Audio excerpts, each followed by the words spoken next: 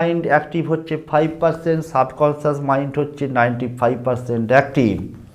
তাহলে সাবকনসিয়াস মাইন্ডকে আমি যত অ্যাক্টিভ করতে পারবো, আমার মধ্যে পজিটিভিটি আসবে, ততই আমি কিন্তু আমার লক্ষ্যে এগোতে পারবো। সংখ্যাটা স্ক্রিনে দেখাচ্ছে, অত্যন্ত সহজ সরল একটা সংখ্যা, আমি মুখে বললেও বুঝতে পারবেন। সংখ্যাটা হচ্ছে 32190, 32190, 32190।